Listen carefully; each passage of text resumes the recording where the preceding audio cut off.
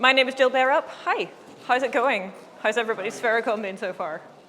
Mine's been great, and people keep feeding me, which is amazing. Like, welcome to Croatia. That's a Slavic tradition. It's fantastic. All right, so basically, I have a presentation, but honestly, I want to know what would be most useful to you. So I'm going to explain who I am, basically, for a start, and then I will ask you what will be most helpful to you, because we can just do questions if you have questions. Right, so my name is Jill, and I wrote a book. It's that book over there on that table. I did not mean to write the book. It was not what I intended to do. It was sort of an accident. Basically what happened was that I am a YouTuber, and most of the content I've been making since about 2020 is about stage combat. So it's pretending to fight for theatre, which I took up as a hobby because it seemed like it would be fun, and it turned out it was really, really fun. And then a friend of mine said, he basically did the equivalent of, if you love it so much, why don't you marry it? He said, look, if you talk about this all the time, why don't you just make videos about that? Like, okay. So I did, and then that went pretty well, because that happened to coincide with COVID, at which point everybody was stuck inside with nothing to do, and so I went from 20,000 subscribers to over 100,000 subscribers in the space of about 6 or 8 months. So that was an interesting time. COVID was an interesting time, but for me in a better way than a lot of people, I think. In 2022, I woke up at 5:30 one morning and thought, I don't have to get up right now, which is a great thought. And then I thought, you know what would be really funny? If there was an author or a screenwriter as a character in a skit, and she wanted to write a new romantasy, like A Court of Thorns and Roses, that kind of thing. I've never read A Court of Thorns and Roses to this day, but the heroine who turns up, she isn't 16, she isn't 18, she isn't the chosen one. She's a 36-year-old, and she's got 2 kids, and she has no time for this. Like, stop. Why are we going on a journey with one person? That's stupid. Why is there only one bed? There's a floor, all of that kind of thing. So in the middle is Caroline, who is our wannabe romantasy author, and on the left is Rosamund, who is her fantasy heroine. And by the end of 2022, well, the first video did really well. People liked it. They were like, this is funny. I was like, thank you. I thought it was funny too. And a couple of months later, I thought, I have another joke, and it would make another good video. So I made another one. And then everyone said, oh, because obviously this is going to happen next. And so then there was another video, and then another one. And somewhere along the way, there was a plot. I hadn't intended for there to be a plot. And the characters got names, and they got motivations, and they started doing stuff. And I was like, okay, sure, yeah. I'm having a good time. And by Christmas, I had 50 episodes and an entire story which takes place. It's just Caroline and her fantasy heroine, and Caroline does the voices of the other characters. And it was 42 minutes of like half a movie of some kind of story. At which point everyone said, this is really clever marketing, right? For the book that you're writing. And I said, no. They said, but it's really clever marketing for the book you're writing. And I said, no, but let's give it a go, is what I said. I did not say, how hard can it be? Because I'm not stupid. I was like, this is going to be very hard. But while I used to write fan fiction, but I've never written a full-length story before. But this one already has a beginning and a middle and an end. I'm not going to get stuck in the middle because I know what happens. It turned out to be a bit more complicated than that, as it turned out. But so I wrote the book over the course of about a year. I wrote it, I rewrote it. I got it edited. There was copy editing. I self-published because in the middle of my book writing process, a publisher came to me and they said, hey, heard you're writing a book. And I said, yes. And they said, can we see it? And I said, sure. And they said, okay, thanks. So I gave them my first draft. This is very embarrassing in retrospect because it was like 55,000 words long and a lot of things didn't quite make sense yet. The final book is 81,000 words long, so yeah. But I sent them, they were like, yeah, we like that. We can work with that. And then they said a lot of things about the characters, which made me think, I have written this book very badly. Because you don't understand what the characters are supposed to be. But that's okay. So I thought I need to get an editor, but I don't want to get a traditional publisher, which turned out to be a good idea. Because one, I knew some people who would buy it, because they had already watched the shorts and gone, when are you going to write the book, Jill? Like, that was polite. Could at least ask nicely. And also, publishers would come to me because I have a lot of YouTube subscribers, and they would say, we'd love to see your book. And I would say, okay, here's my book. And now it was this version, it's 80,000 words. It's a complete story. It doesn't suck, hopefully.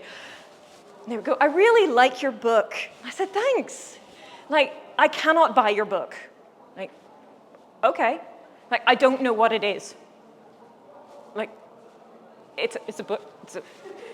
What do you mean you don't know what it is? They're like, well, it's not a contemporary romance, even though you have Caroline and she lives in the real world and she has a romance plotline. It's not a historical romance because there are fantasy bits. It's not a fantasy romance because it takes place half in the real world. What is it? The characters talk to each other. The author talks to the character. What is that? I don't know what to do with that. I'm like, yeah, my closest comparator was The Princess Bride, which is not only like an iconic cult book, so you can't really compare yourself to The Princess Bride. People think you've got ideas about yourself, you know. But also The Princess Bride was published in the 70s. So they're like, I like your book, but I don't know what it is. And I said, that's okay. I know some people who will buy it. You guys are good. So I published this book in 2024, and 18 months later, the audiobook came out, which I also read. That was a time. We're not going to talk about that. And then also in 2025, the hardback came out because, you know, why not? Just to get all of the possible formats. And here we are. So in my first week, I sold 25,000 copies, mostly by pre-order, which is, yeah, like, that's a lot. That was enough. I sold, I think, in the first week, because of pre-orders, 15,000 copies in the US. And so I was not on the New York Times bestseller list because you have to be picked for that. But I was on like I've forgotten the name of it, like the Washington Post or something like that. They just do it by the number of books you sold. And I was like number 72 or 84 or something. I was like, look at me. You cannot say best-selling author if you spent 1 week at number 84, but I still felt pretty good about that. So I self-published my book, and so I know a bunch of things about self-publishing, except for possibly the most important thing about self-publishing, which is how do you get people to buy it once it's written? Like, I'm not going to be, I can try and be helpful about that, but mostly what I would do if you ask me about it is point you to better people to talk about it, because I already had people who wanted to buy the book, which is, all of the parts are hard, but that's a particularly hard part, because you can write a really great book, but if nobody knows about it and wants to read it, then that's very difficult. But I got invited to SFeraKon, and they said, what do you want to talk about? And I was like, what do I know about? Well, I know about books. I know more about self-publishing than I really feel is healthy for anyone at this point, but also a fair amount about traditional publishing now, because I have talked to a number of traditional publishers about stuff. So I thought I could give you a bunch of general advice, or I could just ask you what you want to know. And so now you know who I am, I'm going to ask you what you want to know. And if we get bored of doing that, then I also have like a little flowchart, which I stole from someone on the internet. I'm going to tell you who I stole it from so you can go look it up, but it's a very good flowchart, I'm just going to say. So questions, does anyone have one? And we don't have a working microphone, so you're just going to have to shout. Yeah, well, there is a microphone. I don't know how to make it work. Yeah. So to start, I have a question for you, actually, which is, how many of you are writers?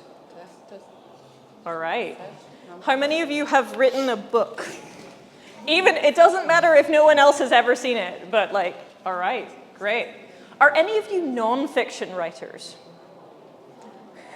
Okay, you put your hand up and I was like, it's just you. But no, there are a couple of you. Non-fiction is kind of different because non-fiction publishing, in fiction publishing, regardless of what you do, you have to write the book first. Like, unless you're super duper famous, like much more famous than me, you have to write the book first. But in non-fiction publishing, It's probably working. Does it work? It does. I'm so excited by this because I have managed to like walk away from the microphone and I've just been shouting at you for the past 10 minutes. Sorry about that. Hopefully you can hear me better now. But non-fiction you sell on spec, and so you don't go to your publisher and say, I would like to write a book. I've written a book about World War II planes, which is my go-to example for everything non-fiction, because I don't know. I've written a self-help book about World War II planes. There we go. You go and say, I am well respected in my field of self-help through World War II planes, and I would like to show you this proposal for a book I made. So you basically summarize what you want to say in your non-fiction book, and then you go to an agent, or you go to multiple agents and say, would you like to represent me? And then the process sort of continues. But until you get to a publisher in non-fiction writing, you don't write the book. You just write what you're going to write, because they like to have a lot of input. But fiction writing, which most of you are, you got to write the book first. So here we are. So hang on, let me get my cool and amazing thingy. Oh yeah, so my first slide was YouTubers are a terrible source of advice. And I say this as one, and I'm going to try and be helpful and not be a terrible source of advice. I'm going to do my best. But YouTubers are a terrible source of advice because mostly they only know what works for them, and if they're very famous, that's not a thing that works for people who aren't very famous on YouTube. Also, nope, now it's gone. Okay, I'm just going to shout at you again. Oh well, never mind. Also, when they give advice, they don't necessarily follow it. So there was a big trend in the English-speaking booktube community where you had a lot of people who said, I'm going to write a book. This was about, I don't know, 5 years ago. A lot of people who gave writing advice, generally not specific writing advice, but it was pretty good. And then they're like, I'm publishing this book and I'm going to self-publish it and it's going to be great. And then people would read the books and go, you're not following any of your own advice here. Here and here and here. They always tell you not to use adverbs. So you don't, I ignore this. You will pry the fact that someone did something quickly or slowly or whatever from my cold dead hands. But the first person to read my first draft of my novel went, Jill, you really need to rein in the adverbs. And also the ellipses, like ... I use those incorrectly. I use those when I write YouTube scripts for a pause. And so he said, Jill, you are averaging 1... per page. Your characters are going to sound like William Shatner. And I said, I know you're right, but I don't know what you're supposed to put in there instead. As it turned out, the answer is M dashes. My book now has a lot of M dashes because I really love parenthetical phrases, apparently. This was pre-ChatGPT, though, so it's like, my editor put all of them in. I was like, oh, is that what it's supposed to do? Okay, that's cool, that's cool. We did that one. Right, so the thing about YouTube to books that's interesting is I couldn't get it from, I couldn't get 4 of them. But the fantasy heroine series, which eventually became the book Just Stab Me Now, because reasons.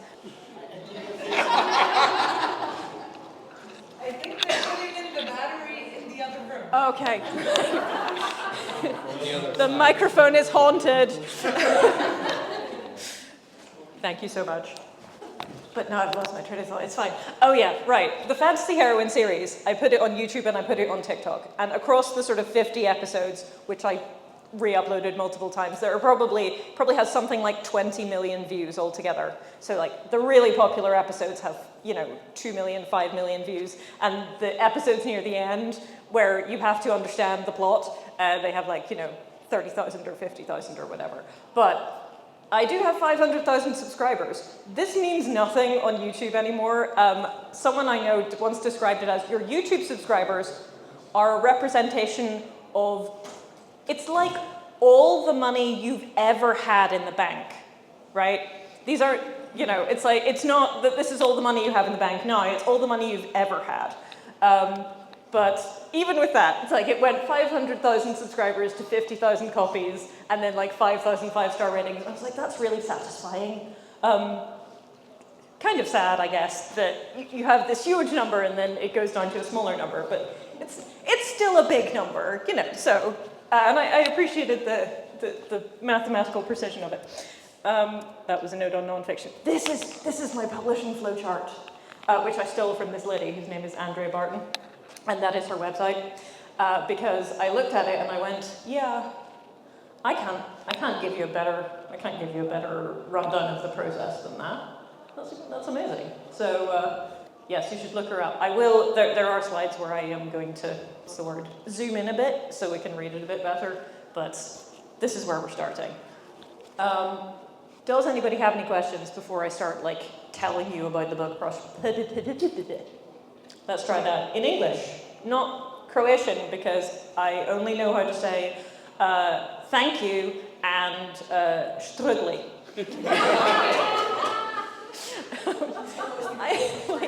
I feel like I'm covering my most important bases here, like cheese dish and thank you. I should, being British, I should also learn how to say sorry. But I think that covers me. Anyway, it's very warm in here. It's not just me. Okay. No. Does anybody have any questions before I start just talking at you some more? Hi. So, considering you had original material Yeah. when you started writing the book, did you use any of the public feedback to make sure the book sits well with the audience? Yes, kind of. So when I wrote the book, I had. Let's see, where to start with that. So when I was making the videos, people were commenting on it, which is just the most amazing serotonin rush, because people were really into it, and I was like, yes, I am also really into it. Writing the book, by comparison, is like dopamine deprivation, because you write and you write and you write, and no one's... in my case, there would have been people who would have read it, but it wouldn't really have helped. And so you're writing and writing and writing, and you're like, I don't know if this is any good. I hope it's good. But if not, we'll fix it in post. Or rather, we'll fix it in editing, but the most important thing was I didn't know if I could write it or not. But because I was getting the feedback as I went along in the comments, that meant that the plot, Rosamund's plot, mostly made sense. Though when I got to writing the book, a couple of things happened.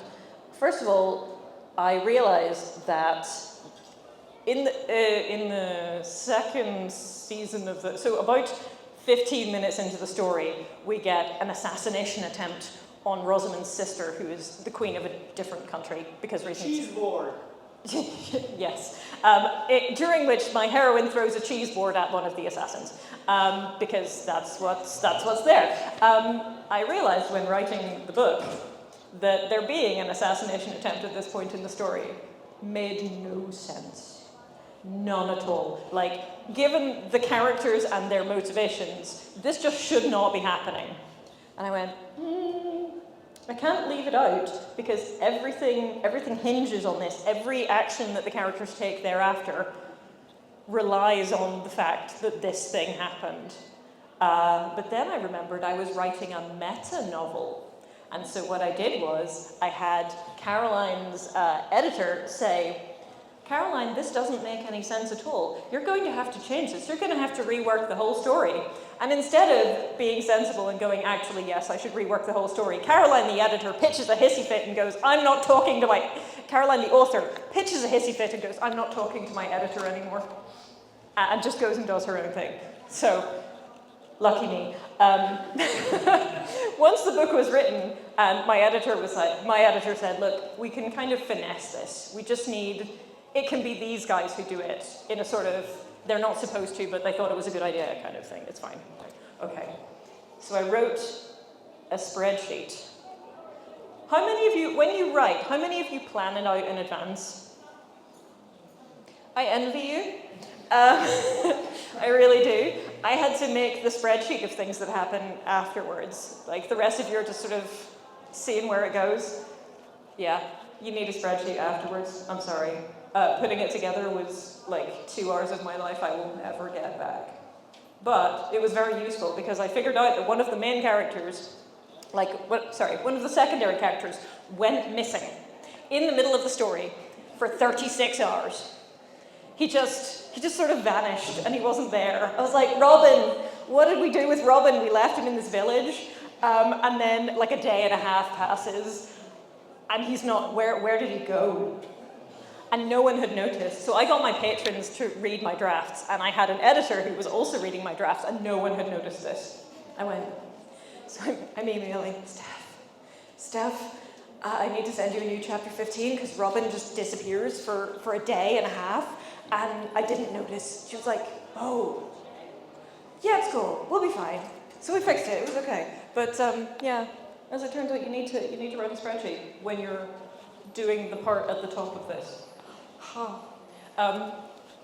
So I didn't take feedback, to actually answer the question rather than just ramble about stuff, I didn't take feedback in the middle of the process, but I took it while I was writing the videos, which probably meant that the story made more sense than it would have otherwise. It was what happened in the video series was a very collaborative effort, and then I had to make it into a book that at least sort of made sense. That was challenging. It was a challenge, but you know, we got it done. I had a very good editor who I was like, Stephanie, help me. It's fine. We'll sort it. We got it.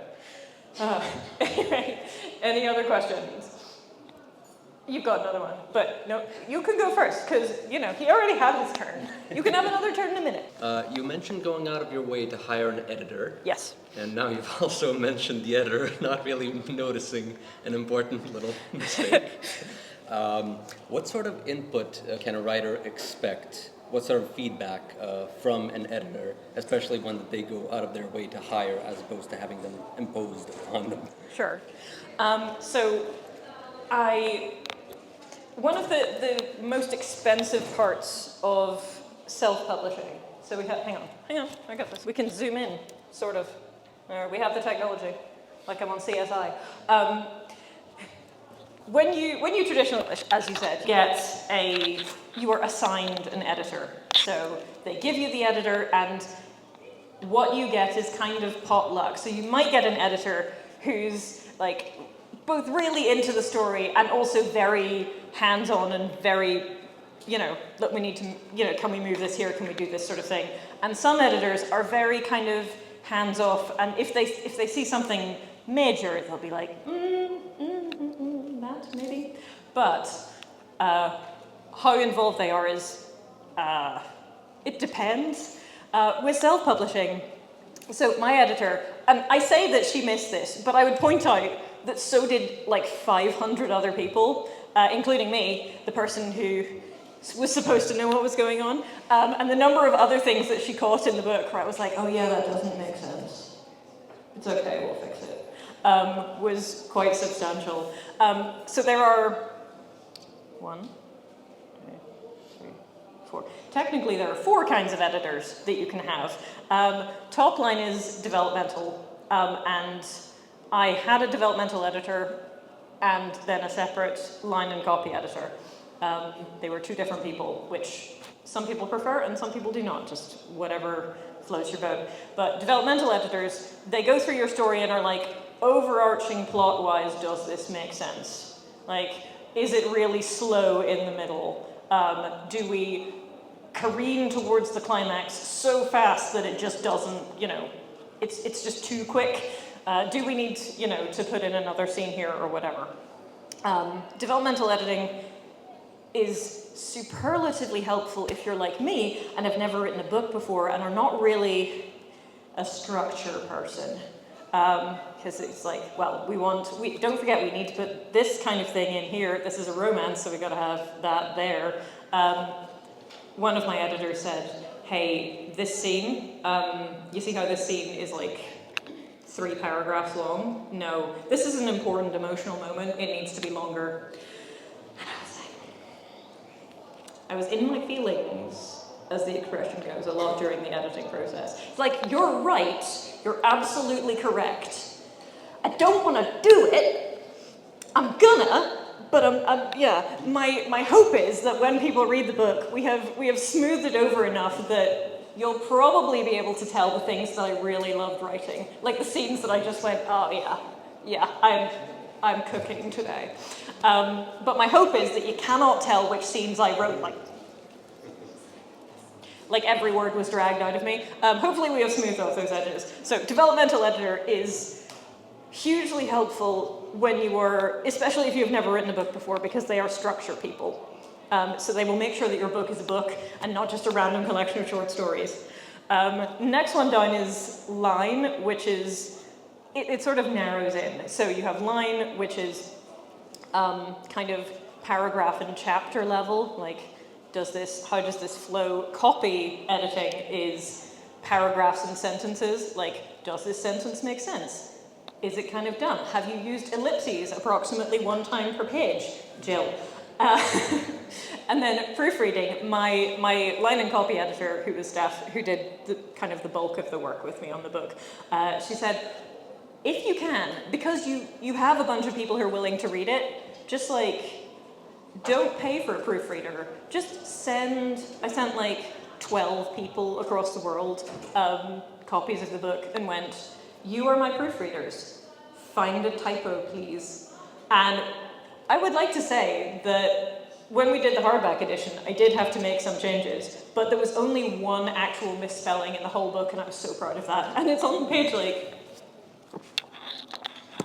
300 and something of like a 315-page book. So I'm like, if you've got to that part, you're probably not going to mind that I missed out a letter there. It's fine. It is very easy for me to sit at the front of an audience and say, editing is really important. You should definitely have an editor if you are self-publishing, and you should, you might have to pay them for that, and you might have to pay them quite a lot. It's like, yeah, well, it's easier for you to say that, and it is. It's true.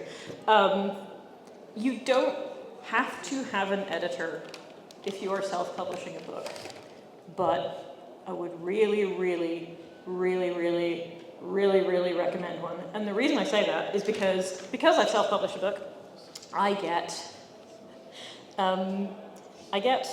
emails from people. I'm very hard to email by design. I'm like, if you went to the trouble of finding my Twitter account and then you actually correctly read the thing which says, if you want to get in touch with me, please click this link. It's like, if you are able to follow like a 2-step instruction process, then I'm fine with hearing what you have to say. Everyone else just DMs me on Twitter, which I haven't checked since like 2018, so. But people send me emails and they say, I have a self-published book. And so I go and I click on the book on Amazon and I open up like the Kindle page, and you open it up, and on the first 3 pages there were 5 typos. And there are 2 words that don't mean what they think. You keep using that word, it doesn't mean what you think it means. And I'm like, Princess Bride. Yes. And I'm like, oh, because I can't go to my audience, who are people who trust me to have an opinion that is sensible and not just an opinion that I gave them because I'm being paid money. I can't go to someone and be like, this is a really good book, if there are 5 typos in the first 3 pages. Or if you read it and go, sentence not making sense do thing, Yoda? Is this character Yoda? No? oh no, this is the narration. It's just, the sentence is just in the wrong order. Oh no. I think you can get a lot of value out of editors. You can get a lot of value before editing with beta readers. It is always easier to get people to do a good job for you if you pay them, which is a bit unfortunate because that costs money. But you can, if you have someone who's really good at reading your stuff and pointing out what's wrong with it, they can be as good as an editor that you pay. Sometimes they can be better because really terrible editors also exist. But you need to have as many eyeballs as possible on your work, just so you don't have that problem. So that when people open your book, they go, ah yes, this is a book. You want them to open your book and think, ah yes, this is a book. And you wouldn't think that would be like a high bar, but honestly, as opposed to, they open it and go, what? Okay. I'm sorry, I rambled instead of answering questions, but I hope it did somewhere in there answer your question. As a librarian and several other things, if I see that your book does not have an editor and hasn't been proofread, or that you did it yourself, or someone who shares your surname, chances of you getting bought by a library are very, very slim. Just so you know. I'm also a writer, an editor, and a reader. And as all four of those things, if you did your edits yourself and proofreads, or didn't do them, very slim chances. I am not an editor and I could proofread your work. I'd be like, that's spelled wrong, that looks weird, what? But I cannot do grammar edits because I have never learned the formal English structure of grammar. I can tell you if it's wrong, but that's mostly by like feel rather than anything else. So listen to the librarian. She knows that when she speaks. Anyway, there was a lady down here. Hi. Well, I know that you already became famous when you first started writing your book, but do you have any advice on how to pitch your book to some readers who might potentially want to read your stuff? There is a lady on TikTok. I think she's on YouTube as well, and her name has just flown right out of my head. Elizabeth with an S. Wheatley, I think. Oh yeah. Yes. Okay, so Elizabeth Wheatley is a very good example of how to get readers for your self-published works using social media. There are other ways to do it, like paid ads and stuff, but she's one I know who does the social media things. So if you are not familiar, this lady is, yes. She did a series which is where she plays all the characters, and it's different kinds of romance heroines talking to each other. And so you have the paranormal romance heroine, and she's wearing a lumberjack shirt, and she's got an accent from the American South, and her boyfriend's a vampire or something. And then the contemporary romance lady, she's in a mafia romance, so her boyfriend's in the mafia. There's historical romance, and she's got a little tiara. And then they talk about the different, in the same way that I did sketches, they talk about the different conventions of their genres. Like, what did the mafia boyfriend do? Do I need to get Alistair out there with a shovel? We can do it. So she kind of became TikTok reasonably famous doing that sort of thing, but then she also talks about her books. And the way that she does it is she also does the book Goblin, which is a character who sits in the corner and reads books and tells you, the book Goblin is really sad. Why is the book Goblin sad? Because the heroine is happy. What? The heroine is happy. Everyone is good. She is together with the man she loves, and the war is over, and they're signing the peace treaty. Like, yeah? They're only halfway through the book. Like, oh no. Someone check on the dog. Like, one way if you can be funny, that's always good. But even just being able to say, this is what my book is about, and TikTok really loves here are the tropes in my book, which in my opinion is kind of like spoiling it. Because, like, if you tell me it's enemies to lovers, like, well, I know how it ends now. I mean, I kind of guessed how it ends from the other stuff, but still. Yes, I would say look into her, because she actually makes her living selling books, and she is very good at making videos where she talks about her books and the tropes they have in them and why she wrote them that way. Has the editing process, and if so, then how much, impacted your creative freedom, let's say? Because I do get the part where the editor fixes a typo or fixes some structure that's perhaps a bit awkward, but how much has it affected? For example, perhaps you wanted that structure to be awkward. Sure. So that's Okay. So the number one thing to remember about editors is that for the most part, you don't have to take their suggestions. Like, they are just suggestions. However, several things that, so when my editor did sort of line edits, she would be like, this is not working, or whatever. She would put in what she thought a better line would be. And so I would look at the line, and about like half of the time I go, oh yeah, I see why yeah, let's go with that. And then the other half, about a quarter of the time, I go, I see what you mean. Yes, we should change that. And then I would rewrite it myself. 20% of the time, we're coming down, I'd go, I think it's fine the way it is. Like, I'd maybe change a word or something like that. 5% of the time, I would go, no, I do what I want.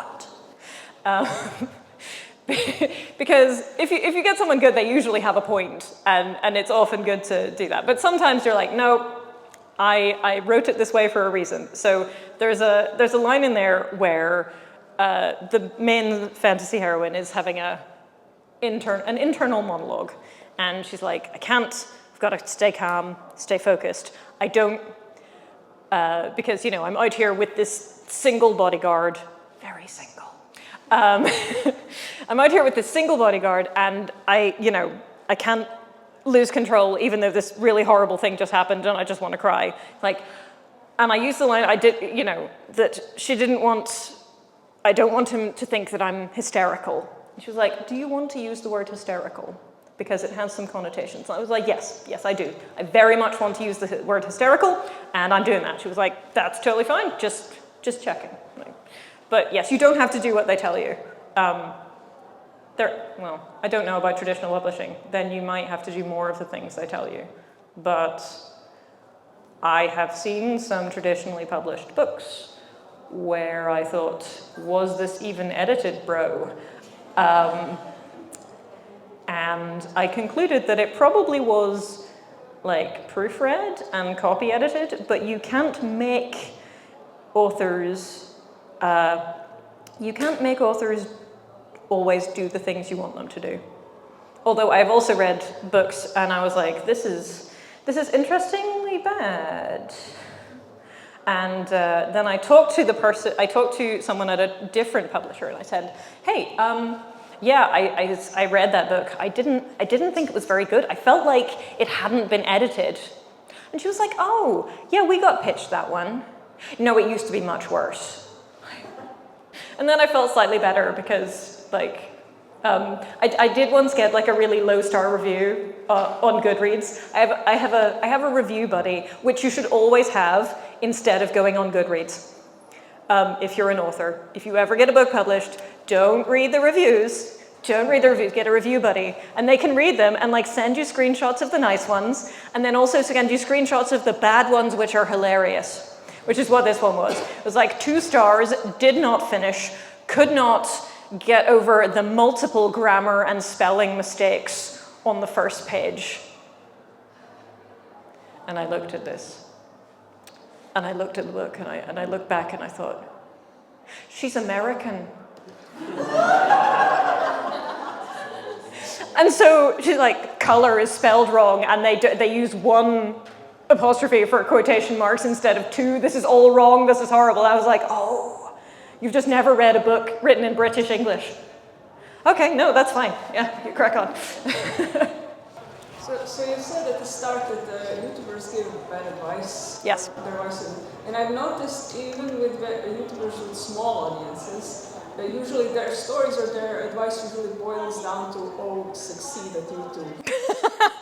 Or, you know, this video went good for me, so I, you know, now I have an audience, or I made a community here on YouTube, something like that. And my question is, what advice would you give to someone who has not started, who's not really terminally online, and hasn't started doing any content creation, or doesn't feel that their passion is for content creation?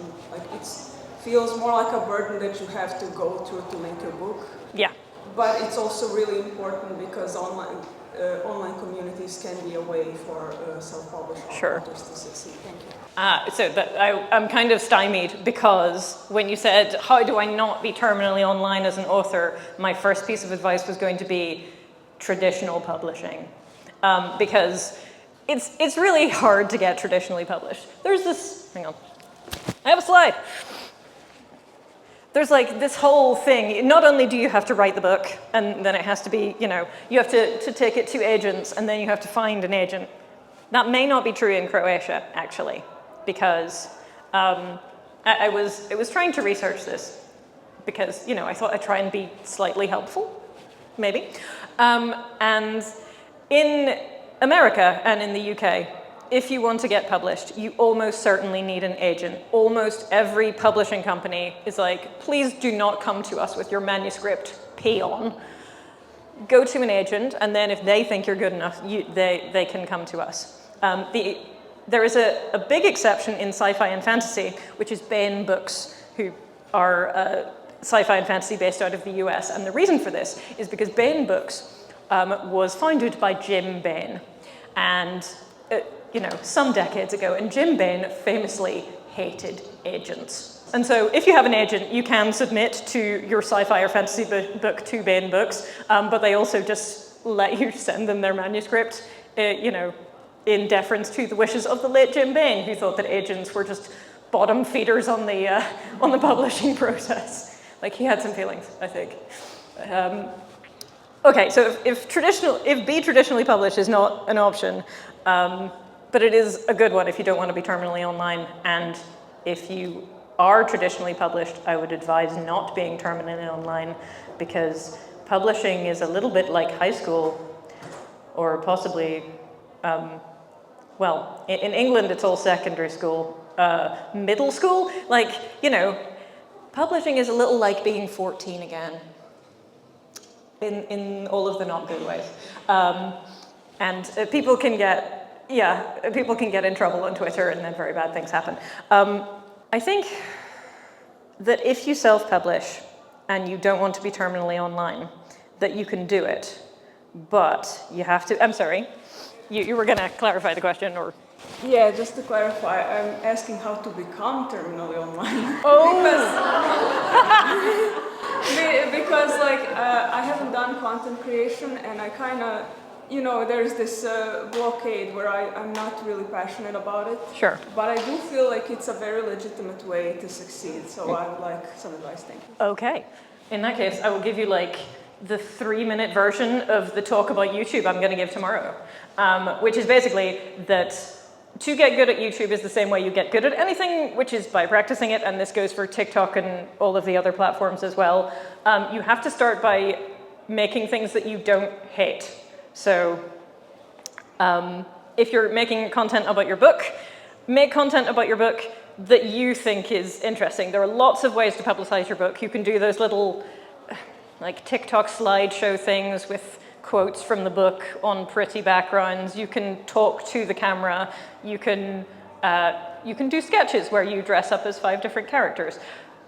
Whichever, it doesn't matter which one you choose because they can all work, but like, don't pick the one you hate because you have seen other people doing it and think that it will be popular. Because, especially when you start, content creation is very much, you don't get, well, you'll be used to it because you're a writer, but you don't get a lot of immediate feedback. And so you have to kind of plug away at it until you find something that you like that also works. And so try a bunch of different things, but never try anything you hate. Go study what other people are doing about their content. Elizabeth Wheatley is a good one. And there are a lot of others. Yeah, you might have to, I'm sorry, you're gonna have to fall down like the TikTok rabbit hole. But just scroll for, set a timer so you don't like die of TikTok. It's possible. and then go see what you like and what resonates with you, and then think, am I willing to do that? And if you are, give it a shot and see what happens. But always try everything at least like 5 times, because the first time you make anything, usually it doesn't really land. So go see what other people do, think I could do that one or that one, and then practice it and see if it works. And if it doesn't, I mean, you've lost some time, but, you know, it's not as bad as doing paid advertising campaigns and losing a bunch of money because you didn't know how to do it. I've never done a paid advertising campaign, so please don't ask me how to do those. There are probably very good YouTube videos about them, though. You might not have I don't expect a very strict answer about this, but I was just wondering, in general, if you have an idea, if you pay yourself for all the edits and the design, the proofreads, yes, perhaps. Yeah. How many copies do you need to sell just to be, to break even? Good question. Yeah, and then sell it. Yeah. So, I had, let me see. So please don't freak out, because I'm going to tell you how much I spent on this book.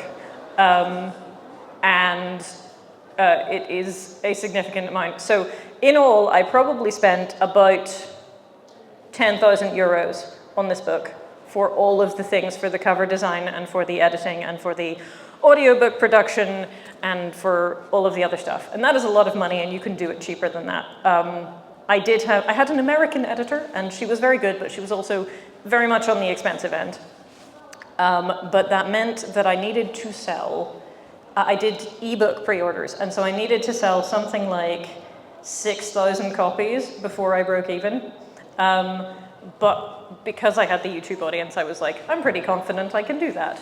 Have you ever heard the expression, fast, cheap, good, pick 2? So I was like, well, I definitely need fast, and I definitely need good, and so cheap just went by the wayside. But it's, to get good cover art is probably a couple of €100, and to get good editing depends how many rounds you're going to do. And also how long your book is. So if you write Brandon Sanderson epic fantasy, you are just going to be paying 4 times as much for editing, because they charge by the word or by the page. Editing can be as expensive as you make it, essentially. But for me, I would say editing is the thing that should cost the most, because it's the thing that takes the most time. But probably, I don't want to say, oh, you should definitely spend at least €1,000 on editing, because some people just do not have that. However, the trade-off is, if you don't have the editing, will anybody actually read your book? Or will they open up your book and go, no. So, depends. Some audiences are considerably less picky, but none of them want to open up the book and everything is spelled wrong. So, hey. Have a microphone. Okay, so how important would it be to avoid copyright so that you don't lose any profit? Well, so anything you write is automatically copyrighted to you. So I don't think that I've registered my book for copyright. I did a lot of things. In the UK, when you write a book, you have to have so many copies. If you have a physical book, you have to send so many copies to various libraries and stuff. But when you write something, as soon as you write it, it is copyrighted to you. It is yours, and nobody else can have it. You can separately register it for copyright, but most people don't need to do that. I'm not sure if that answers your question. I mean, I wanted to ask, if I want to reference some anime or a video game in my book, do I have to pay the copyright then, or do I just give it a different, very weird name and then I'm fine with That's a good question. I like that. Okay, you have kind of 2 options. First option is you can describe the thing from the anime or whatever it is, but you never name it. And so there is a series called, the first book is called Grand Central Arena by Reichsburg, and it's kind of a pulpy space opera thing where a pilot and her crew try to go faster than light, and they end up in this really weird arena place where there are lots of different alien races. And many of the different alien races are anime characters. But we never say it's who's the guy in Dragon Ball Z who's sort of greenish and looks like an insect? There we go, thank you. So he's not in this book, but there's a whole race of aliens who look very much like him. So your first option is you just describe something that looks like it, and because books, you are vague by nature, they're not gonna know. The second one is you can reference things like anime, as long as you don't quote directly from them. That gets a bit tricky. And as long as you don't say anything too bad about them. So every time I had a real world reference to something, my editor would be like, are we okay with this? I'm like, Coco Chanel has been dead for 60 years. I don't think she's gonna mind. Or whatever it was. But you can reference stuff as long as you don't quote it directly. There are some books where they have like quoted song lyrics. Avoid that, that is so expensive. So expensive. But yes, mostly you get around copyright either by describing the anime character but never calling them the anime character. Or you can say, oh, I'm just watching Dragon Ball Z. That's totally fine. That's, as long as you are not bringing the series into disrepute or something. As long as you're not saying really bad things about the copyrighted property, then you can mention them all day long. It's like, oh yes, I like Harry Potter and Dragon Ball Z, and I only know one anime except for Pokemon. Okay, so that's why we keep coming back to Dragon Ball Z. How did that get there? So yes, that's how you do it. So you said that in your case you had tens of thousands of people watching your videos. Yay, people like my story. And then they pressured you to write the book. They bullied me into it, yeah. No, by the way, but then you're like, and then I'm gonna write a book, and now it's, oh no, 50,000 people are gonna read my book. I have to write a good book. Obviously, for other people, it's most likely gonna be a small number of people, but still. I mean, that was partially why I ended up, I had so much editing input, because I can write story, I can be intermittently amusing, but I need something that's gonna, I was like, if we can get to the level of like a Mills and Boon romance novel, like, they're not amazing, but you read them and you read them and you have a good time, and then you finish them and then you maybe read another one. It's like, that's the level I need to get to. I want to do better than that, but that's the minimum we need.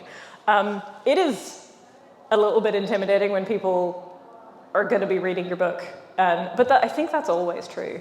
And there are a lot of people who are like, the shorts were better, I'm like, I like them more too, but all art, I think, just requires that you have to be brave and you have to go, well, here it is, you can like it or not, and you have to kind of detach yourself from it a little bit, which is really hard with books because they're very personal. And it was very hard for me particularly, because all of the main characters have my face. So that's kind of awkward. I went on a podcast and they said, so like, how much of the characters are self-inserts? I'm like, well, not all of them in their entirety, but the two main leads do have my literal face. So, I'm just saying. And there are certain things that Caroline goes through, which are things that I went through, and then it was like, that's funny, I should put it in a book.